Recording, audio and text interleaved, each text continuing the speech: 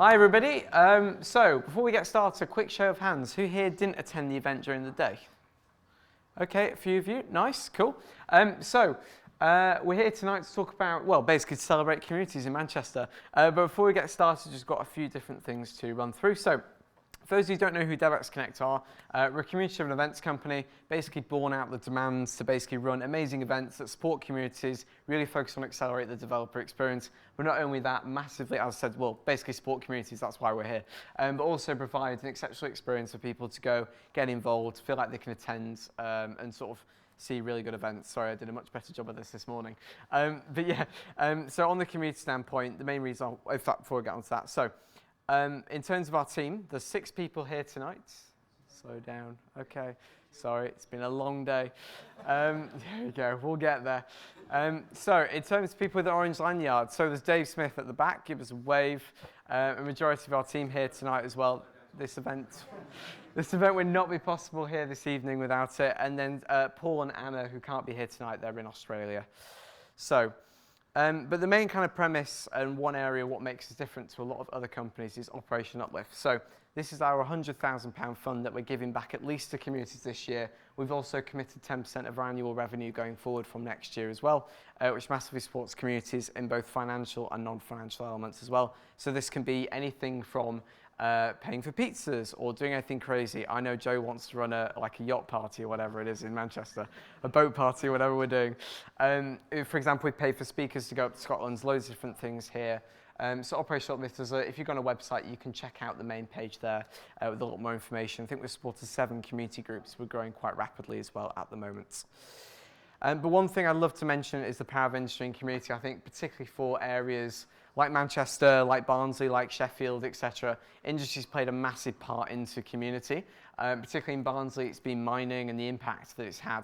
Although technology is in every single sort of town and area, there isn't really sole industry-focused areas that much more in this country.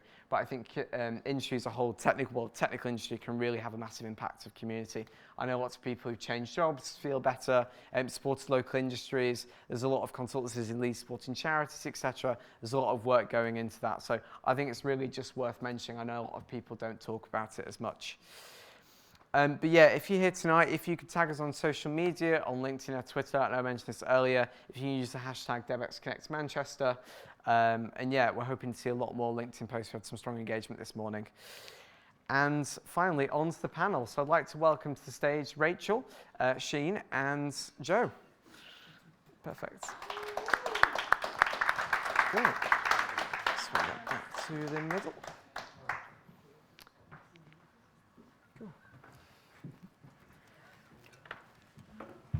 Nice to meet you. So this panel is basically all about talking about the state of the community landscape within the Northwest in particular, but predominantly wider northern communities. So before we get started, I think we'll just do a bit of a brief introduction. I know I've been talking a bit too much this evening, so over to yourself, Joe. Yeah, good to meet. I recognise some people, but not many, so it's good to meet everybody. So I work as a technical specialist at Microsoft. Sounds fancy than it is, just pre-sales basically. We try and sell stuff to people. But I started the Northern Azure user group, the NORG, with Michael about 6 years ago. 6 years. About 6 years ago. Many user groups in, just in Manchester and slightly further afield as well. But yeah, good to meet everybody. Hi, my name is Rachel. I am a senior product manager at Kraken, part of the Octopus Energy Group, and I founded the Manchester chapter of Her Plus Data, which is a meetup community for women and non-binary people in data and tech. We do have quite a broad remit, though. It's not like specifically just only data. We are very open and welcome to software folk because you deal with data, as we heard a lot today. So yeah, thank you so much. Hey, I'm Sheen Bussels. I'm an independent consultant at the moment, and I am basically from the south. I live outside of London, but my involvement is I interact quite a lot with AWS and serverless communities, and I help a lot of engineers behind the scenes to come on board to communities and benefit from and sharing the knowledge and so on and so forth. So that's the reason I'm here. Thank you. Cool. So I think sort of first question is, what got you actually into community building? I think everybody has their own unique story. Sheen, would you like to go first? Yes, it's going back quite a few years. So I think 2016, when I moved to London to work for the Lego Group, and up until that time, I was working away from my place. That means I was driving away into Berkshire and coming back, so there's no time to spend in the evening. So London basically opened my eyes to several tech communities, especially in the evenings. It's so convenient to attend microservices or AWS and serverless. So that's how I got into the communities, because there was a need at the workplace to explore some newer technologies that can benefit the organization. So that's how I started attending AWS and serverless meetups, basically, and got to know about the community, people around, and took the learnings back to the office or the workplace, and then we got to sort of try out something, and then from there on expanded. And then once I started learning, then I also started sharing this with the community via blogs and talks and so on and so forth. That's kind of where I started, and then kind of took me on to wonderful journeys and ventures, so on and so forth. Nice. Rachel? What was the question? How did I get started in community building? It's been quite a long time coming, I'd say. Growing up, particularly in high school and college and university, I was really keen on organizing events, meeting other people. And then it was about in 2017 when I was living in Dublin. I was an academic at the time, kind of disgruntled with the academic system, really interested in exploring a career in tech, but no idea how to make that jump and transition from academia into tech. So I started going to tech events, tech meetups, to try and get that insider knowledge and see who was hiring and what they were looking for and if that was going to be the right fit for me. And that's when I first attended a Her Plus Data event in Dublin. That's where it started. It was just a room full of women talking about their different career paths into tech and data roles. And I just, really enjoyed it. It was a breath of fresh air. So when I came to Manchester, I asked if I could start a sister chapter. And it really filled a need here in Manchester, because I did attend a lot of tech events here and found that women weren't often invited to speak at events. So I kind of wanted to prove that we could. Cool. Yeah, and I could say it's all about the beer and pizza, but there is a little bit more to it than that. So yeah, about 6 years ago, obviously these kind of events weren't really prolific. There wasn't that many of them about. People were very much doing online blogging and things like that, rather than vlogs and things. So I worked at the Co-op at the time. The third founder, James, Michael and I, we decided that we needed something in Manchester for the community. I absorb a lot. We all absorb a lot from each other. And it's good to give back sometimes as well. So we decided to start the event, give it a go, and 6 years later we're still going.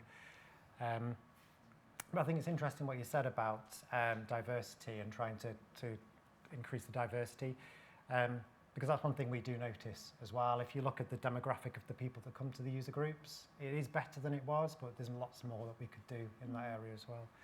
So just trying to make it more diverse and try and get as many people together. IT people are generally a breed, and they're a very particular type of person. Yeah. So anything that we can do to try and encourage, that kind of community is all good. Definitely. I think, for me, I think it was just more giving back and getting focused. So I originally started my first user group called Young DevOps, which is all about early in careers within DevOps, so being sort of more on the younger side in the industry, trying to help everybody, who didn't have the connections or the background, trying to get that leap and head start. And then I originally sort of got more involved in the Azure user groups. Ethan Jones sadly can't be here tonight, but he's quite famous in the lead scene alongside myself. The two Ethans, the double trouble, as we were known as. But yeah, we started the Azure user group over dinner in Reading when we were at Microsoft. So yeah, I think for me it's just being involved and getting active. And I think over the years my role has transitioned to helping community groups and getting involved and making those connections as much as possible. And then obviously it's extended into this. So yeah, I think kind of like as a next question to everybody, what would you say is like the best thing about running user groups or being involved with community, and what would you say is the most difficult, challenging as well? Who would like to go first? Happy to. I would say the most rewarding thing, I'll be honest, a few days before a user group, you know, we're running around, oh God, let's use the group again in 2 days' time. You know, you've got to sort speakers out, you're worried about who's going to turn up, people are going to be interested in the topics. But when you're actually there, you know, people are having a good time and interacting, that's definitely rewarding, that giving back piece. The hardest bit is trying to find speakers, I'll be honest, you know, trying to find people who want to actually come and partake their time and to talk. That's probably the hardest bit. Yeah, I think those are a lot of challenges that we face as well. I think some of the challenges include just, you know, providing the type of event that people want to go to. You know, how do you make sure that you're targeting your audience the right way, and kind of putting that prep in. It's really hard as a group of volunteers, you know, outside of our hours, trying to put in as much effort that's needed to put on a really accessible and inclusive event and things like that. But what I find really rewarding is when you hear and kind of receive that feedback from people who attend your events on how it impacts their lives. I've had people come up saying, oh, you know, I was able to get an interview at this place, or, you know, you've really increased my confidence by allowing me to speak, or, you know, I was able to see the inside of, you know, an organization that I was interested in applying to and speaking to their talent team. It really allows you to kind of have your finger on the pulse of the tech community to understand what people want, what challenges they face, and then, yeah, sharing that knowledge as well with organizations. Yeah, so rewarding in the sense, for me, it's more of a satisfaction, that the feeling of networking or helping someone with something I know, or at least making the connection. Say even today, I met an engineer who I met, I think last year, and she is currently looking for an opportunity.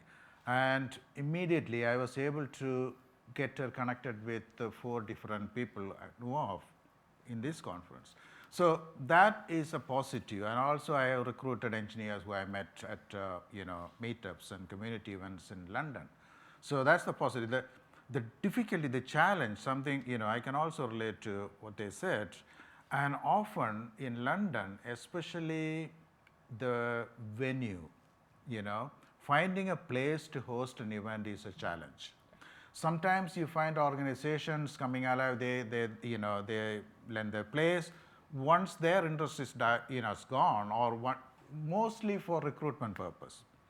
When an organization, you know, lends the place for an event, mainly they look for engineers to come and join their team. Once that's gone, their interest goes away, then there's nobody else to kind of, you know, pick up that community event and, you know, provide the space or, you know, the food and drinks. So that's the challenge I find, especially, you know, my involvement with communities in and around London. And I also like, there's another event happens in Manchester, the AWS Community Summit or ComSum. So I've been kind of part of, you know, their setup before COVID and trying to help them to find speakers. And because some of the challenges, as you reflected, is getting good speakers who can pull the audience into the, you know, the conference. So these are all part of, you know, the networking and some of the struggles that, you know, goes behind the scenes. We don't notice when we, you know, come to a community event. So yeah, so these are the kind of the challenges that I see from my experience, but you know, it varies. I was wondering if I could respond to that. I find that really interesting that organizations have the event and then kind of stop hosting events once they get what they kind of need from it. I feel like here in Manchester, we've got a selection of organizations that are really willing to give back to the community and put on the events. But because there's such a small number of them and they've, you know, got limited budgets on what they can do, I find that, you know, they get snapped up really quickly. And so a lot of the communities here are often kind of competing with each other to get that venue space from the kind of limited number of organizations who are willing to host us. Yeah, venues are really interesting. Well, I think particularly in Leeds, we've got like a network now of companies that we work with, and we're actually booked up till I think April for Yorkshire DevOps and Yorkshire user groups. Yeah, it's a very weird. I think we really struggled initially, but even companies where you wouldn't necessarily think that they're massively impactful with community. Like Essentia, we do a lot of work with Essentia. They really give back to local communities. There's a company we work with called Hippo Digital. They've actually got a pub at the bottom of the office with an event space, which is pretty handy. So yeah, I think on the venue side, it's quite interesting to see, and we often find that working with, just like across the board, with someone who's representing that company and doing all the work and the effort to make sure that they're there and can host us, if they leave, it can have a detrimental effect. So I'd say, yeah, that's quite prominent. I think from my own standpoint, like the benefits communities is really helping people. That's why I got into it. It's what we're here to do. I know people that have changed jobs, done better, got more involved, or had opportunities, or even smaller companies that have, you know, done a talk and you might have won a bit of business, and, you know, them winning a small contract is a massive impact to them, and they may have employed different people and things from it. So trying to have a bit of an economic benefit to the region. We also try and help people as well. So don't know if you saw Susie on the welcome desk earlier, the younger lady with the orange lanyard on. So she's 17, she's from Barnsley College, who we work with, one of our partners as well. So she's volunteering, helping run at events, and she's trying to get a work placement and a job and kickstart her own career. So it has impact there as well. I think for us, from a challenge perspective, it's sort of scaled. I think initially everybody worries about, a bit like today, right? You know, making sure everybody's in the room, is it happy, etc. We're running a good event, and then it goes into more of the making sure people continue to come, getting those engaging speakers. I think also trying to find speakers as well. We've had maybe 60, 70, 80 talks in Leeds now. It's like we're running out of speakers in one sense. So it's just trying to manage that up as well. But I think regardless of the challenges, it is worth it. From that standpoint. So I think kind of like next question from my side is more, how do you envisage like the future of the community? What do you think is the current state of the community, and where do you think it will currently go? Bit of a tough question, big question, I know, but Yeah, I don't know, there's no one answer. I mean, when we look at community, we look at, you know, sort of the meetup events and things like that, and we focus ourselves like people who are already in the industry. But there's so much we can do if you reach out, say for example, in universities and colleges. So for AWS, I don't know about the other providers, but AWS offers the Cloud Club. So that's something the universities can, I don't know how they do the application and selection, but can happen. And you know, a couple of months ago, I was in India speaking at a couple of conferences, and I also spoke at two engineering institutions where they're operating AWS Cloud Club. So that's an early stage, the community, how it can impact the students, and then, you know, bring them out. So when these students come out, so they carry the sort of experience of interacting with the community, interacting with speakers from all over the world, etc. So that's part of the growth of the community. So we can't simply see, you know, look at ourselves and see that, okay, you know, we have these sort of industry-based, you know, community events. So that's something I would say that, you know, we need to, you know, think of growing. The other thing is like, so, you know, we all talk about, you know, difficulty of finding speakers. Also, our responsibility is to train and encourage new speakers. So this is something I, you know, used to do when I was part of the, you know, the company, that identify engineers who have a passion to speak and support them. And I used to kind of find opportunities at the events in London, and then they, you know, went on speaking at several conferences. So that also part of our responsibility to kind of, you know, bring up. I completely agree with that. So we've had some first-time speakers, and the thing is, when you get over the nerves of standing in front of a group of people, nobody wants you to succeed. No one, well, I hope no one sat there thinking, I really hope they fail. But no one sat there thinking, I really hope that they fail. So it's about just encouraging, I think, to do that. Yeah, absolutely. I think something else that's quite clear is that there's a huge appetite to return to in-person events. We tried to carry on with a mix of online events after the pandemic, and we just weren't getting any uptake to them. We'd get less than a handful of people. So it's trying to find that balance of accessibility and inclusion, but also, you know, being practical about what you can provide. Something I've noticed is that people coming to events. We've got a lot of people looking for jobs. So there's just a lot of people in the community looking to get tech jobs or enter the industry, and they're seeing tech communities and meetups as kind of the pathway to do that. Yeah. When we started, we used to get about 60, 70 people to an event. It was really well attended. Obviously, we all know COVID happened and we all moved online. That was kind of a blessing because we got audience from all over the world. So we got a lot of people and it was really accessible. We got speakers from all over the world as well. So that was fantastic. But then there was a desire to go back to in person. And we did try and do the hybrid thing for a while. And we spent more time messing around with webcams and microphones than learning. So we soon scrapped that. But the attendance now, I don't know if it's the same for you, but the attendance is definitely less. I don't know if that's just because people aren't wanting to come in person as much anymore. There are a lot more user groups than there were as well, so maybe it's just kind of a spread of people. But I hope that they do continue as is, and and we still try and get that number of audience participants back again. Definitely. I think, yeah, so for Yorkshire DevOps, it was previously Leeds DevOps and Sheffield DevOps, then we merged them. So Leeds DevOps, the max, we were getting about 100, 110 people per meetup, which is pretty cool. Andy Bergen, I think some of you may or may not know him, very famous DevOps meetup organizer. The max we've ever had is about 94 in the room. So we're getting there, but it's still taking years to get to that point. I think from my side, I think the state of community, I think community will continue to grow. I think a lot of communities will merge together. I've recently seen a lot more vendors trying to get back into the community. Just this week, Elastic have announced that they're running their own Yorkshire DevOps. So yeah, I think there's a lot of kind of focus there as well. I think for me, it will continue to grow. I think a lot of more small user groups in regionally served areas as well. I'm seeing that pick up. Like James, who's in the Orange Lanyard, he is from Birmingham, and the Birmingham tech scene is massively growing. So I think tech hubs as a whole are growing a fair bit. And hopefully we'll continue seeing people will continue to attend. I think we've got an issue in one sense is trying to promote the value of user groups. What I find is that someone attends one and then they'll attend another and just keep going. So yeah, I think that's what it'll see. And hopefully more companies will get back involved with it and promote it more. Does everyone go to user groups? Is there anyone? Yeah. Pretty much everyone goes to user groups? No? So that really shocked me. There was a post on LinkedIn a week or so ago, and it was about tech people trying to find jobs. And a lot of people have never even heard of user groups. So there's still a lot of messaging that needs to happen. Yeah, interesting. So I think one other element, I think sort of final question, then we'll open up questions to the audience from me, sort of how community sort of impacted everybody's career. I think, so I'll go last myself, but I think one really good example is a community member called Adeki.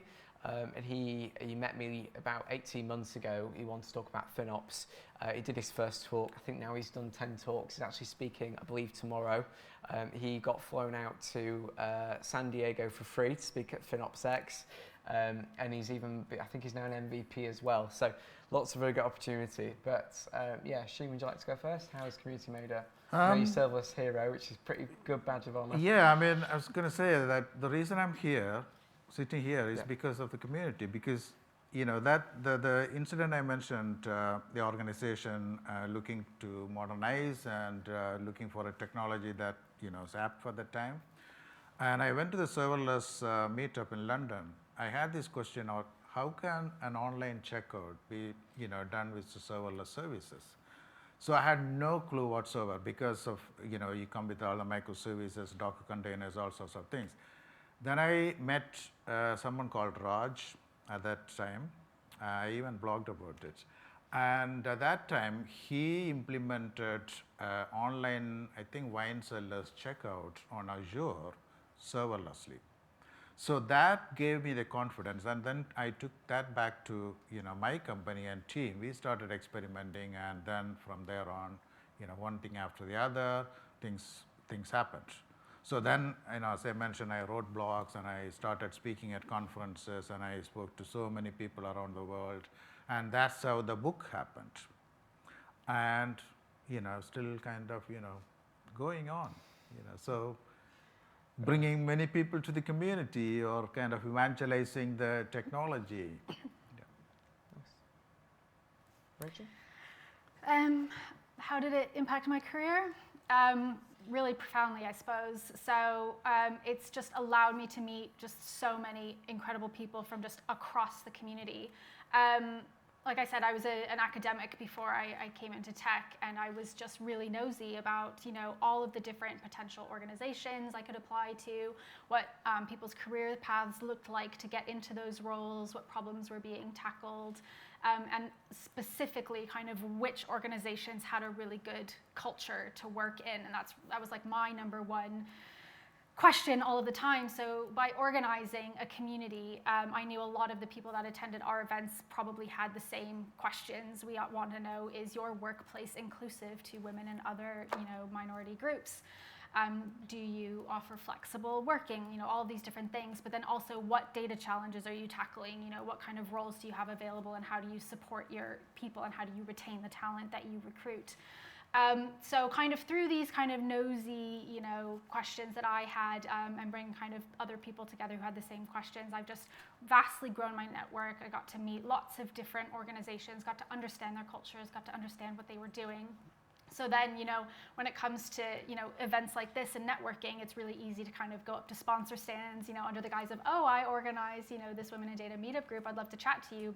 But then also that's a really nice kind of leading point to understand what kind of roles that they're looking for. And then finally, one came up that fit the bill that I was looking for after all this time. And yeah, here we are. So yeah, I mean, as you said, I suppose we're sat here now because of user groups. I think from a career point of view, there's a few different elements if you're looking for a new job and you're trying to move up in the career. There's obviously the skill, you know, you've got to try to have some skill and passion in it, but there's also personal brand as well. Azure Cloud Architect, if you go on LinkedIn and look for a job with that, you're going to have loads of pages and pages of them, but also you're going to have thousands of people trying to go for those roles. So how do you stand out? And kind of building your personal brand a little bit by being able to talk, oh, I run a user group or something like that definitely helps. And also user groups, you're learning, you're networking, sort of for that definitely helps as well.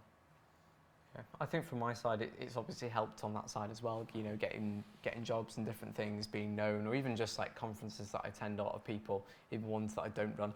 But yeah, a lot of people come up to me and sort of say, oh, I love what you're doing and different things, and it sort of made me known. In the past few jobs have actually been headhunted via my community work, so it does make a large difference there as well. But yeah, I think sort of in summary, there's been a lot of amazing insights on the panel today, and if you'd like to check out what we're doing about Operation Uplift, I know sort of Speed talked about it earlier, but we are running a lot of projects, including speaker training and upskilling. We're trying to do a community map. We're running different programs in speaker and venue database. So if you're interested, please have a chat or check out the website. But then we're going to open up questions to the floor. I think we've got about 5-10 minutes. So if anyone's got any burning questions, Tash in the back with the microphone. He's got something. Okay, quite a few. Yeah, DC. Hi guys. You've talked a bit about obviously the impact of COVID, right, and it affecting numbers. I just wondered what options have you kind of explored to increase attendance post-COVID, and what's worked well and maybe what hasn't? Good one. That's a good question.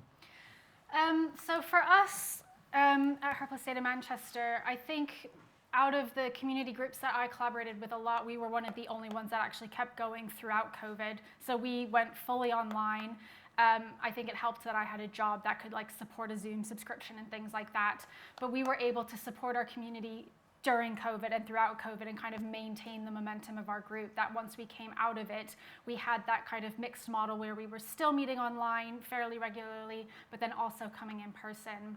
And then in terms of, I guess, kind of adapting with lower numbers, I would say I think we're having the opposite impact where we have a lot more people coming in person, especially when that's compared to online. So I think it's all about kind of tailoring what you do to meet people where they are, just being super aware of, you know, when you're scheduling an event, you know, at this time of night, it's a really common time to have a meetup, but think of all the people who can't attend, that kind of thing. So people with caring responsibilities or have to commute home and things like that.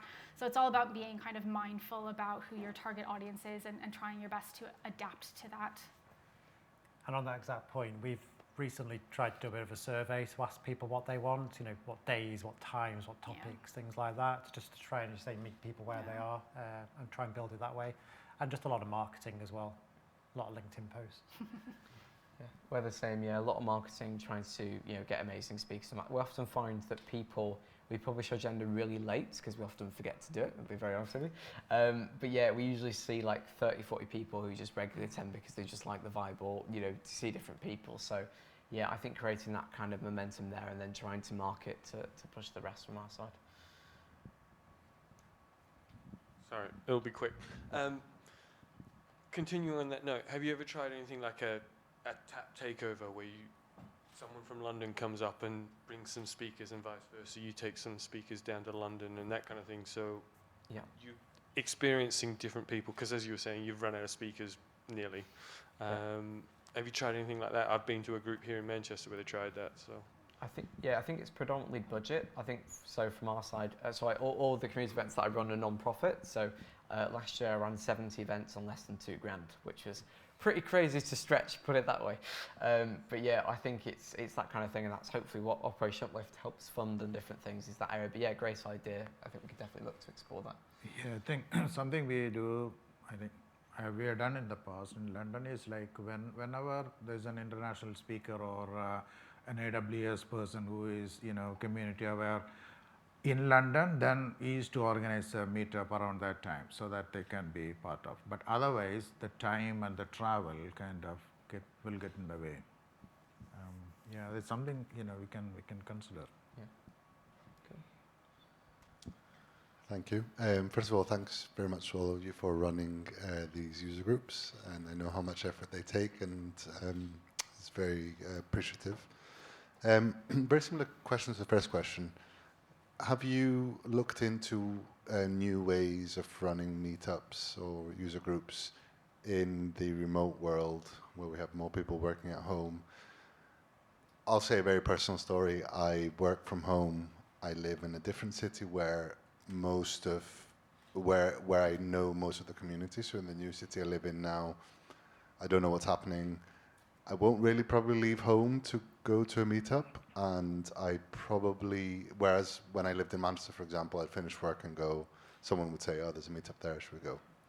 So I'm one data point, I might be wrong, but if I judge from myself, I won't go to a meetup because I work from home and I don't know the local community. Yeah, there are some Azure, so talking about the Azure communities, there are some that are just online. We found that most people wanted to get back to in-person, and trying to do that hybrid to kind of accommodate everyone it was really, really painful. I'm not asking for doing a hybrid, by the way. Yeah. How do you attract the sort of the people to leave their house to come into? That's the reality. You're at home all day. You have to get dressed and go. I think that's the thing, right? Is if you're stuck at home. It's quite, I'm from Barnsley, right? There's very few meetups locally, and I even live 5 minutes from Barnsley train station into the town centre. And for fact, Barnsley Council don't really like meetups. They're a bit of a nightmare to work with on that standpoint. But yeah, I think it's that kind of thing, right? It's going and engaging and just trying to promote the benefits of why you should attend in person, make those connections, different things. People often, like if you're happily in a job for 5 years, you might do it initially when you're coming into the office a bit more, and then it'll plateau, and you might be looking for a new job and then come back, and it's really kind of peaks and troughs in that sense. But it's just creating that value prop in one sense to bring people back in. Yeah, and also the timing matters. For example, this week I think all over the England it's term holidays, right? Yes. So we need to be conscious of these sort of holiday periods, and so that people don't usually travel to work or on holiday. It's a tricky one, balancing the in-person and virtual, because one of the common messages you see in the meetup forums is, oh, is this going to be recorded? Is it going to be recorded? And no one watches the recording. That means nobody is going to turn up. So basically this, the sort of community events are basically for networking, right? So you need to be there to, enjoy and be, part of the community. So I don't know, it's just, make your way there, otherwise. I agree. We've been asked so many times, these are going to be recorded, and we don't, because exactly that. People say, I'll watch it later and not turn up. Exactly. And not actually watch the recording. Yeah. And then it takes 4 hours to edit. Yeah, I've been there. Cool. Any other questions in the audience? Hi. How do you balance the seniority of these events? Because as I get more senior, I often find when I'm at these events, I get networked at. And while I want to give back, like how do I find my level as well and get some benefit out of this myself? I would say from a content point of view, that's one thing we do struggle with. We get people coming who have been doing Azure, again, selfish to talk about Azure, but for many, many years, and they've got a real good level, and other people just want to try and get into the industry. So it is very hard to find speakers that can kind of talk about the breadth and be able to speak to an audience of all different knowledge. Yeah, we do find that hard. Yeah, I agree. Most of our audience is also people looking to get jobs. Some Pi Data Manchester have actually recently started a leaders meetup group that they've put on semi-regularly, which has I think specifically data and tech leaders from across Manchester who meet to kind of talk about the challenges they're facing, how to scale their teams, how to manage responsibly and support their teams. And so a lot of the themes that we talked about today. So I think there is a need there that needs to be filled. I know we were talking earlier about kind of leadership roundtables that happen sporadically. I've got kind of mixed opinions of those. I think they're really good because you can, as we discussed, you can find somebody at your level. You can share, talk about what issues you're facing, or brag about what's working really well. But yeah, it's definitely a gap in the market for sure. I think from my standpoint as well is that you've got like general mixed attendance for community events and different things. I think the leadership ones, very few are independently organised. I think you sort of, if you're in that in between CXO and kind of general mix, like even if you're at the director or VP level, a lot of them are ran by recruitment companies or ran by vendors, and they have obviously hidden agendas behind them. So I think it's hard to find a good independent one as a whole. But I think, yeah, they are existing more and more and more, but it is an industry challenge. Yeah, good point. Well, that one does have a hidden agenda. Well, we're not actually trying to sell you something, but if you'd like to buy a ticket, or if you want a free, in fact, do you know what? Anybody here tonight can have a free ticket to London. DC's going to murder me because it'll affect revenue, but if you want a ticket, yeah, it's being recorded. If you'd like a ticket, please let me know. But yeah, we are running a leadership event in London later on as well. So I think we've got finished. So any closing remarks for a quick second? I was going to say, Sarah, maybe we can take an action. We can start one.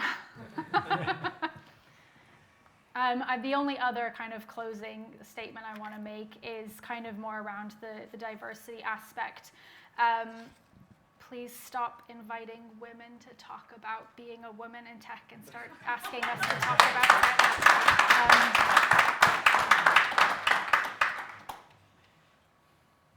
about it. One thing I was thinking, like maybe if an established organization like yours, if you can take care of some of the struggling communities, because whether they don't have space or they don't have budget for the food and drinks, so that's an area that's probably you can focus, not just yourself, sort of established event organizers, so that probably will relieve some of the struggling communities. Yeah, just for myself, thank you for coming. Obviously, there's an interest in user groups, so please make use of user groups as well and go along to them, and that's how they'll survive. Yeah. Same here, yeah. Thank you for all coming tonight. Really appreciate it. Thank you very much and have a fantastic evening. Thank you. And thank you to our panel as well for coming this evening. Sorry, I should have mentioned that. Thank you very much.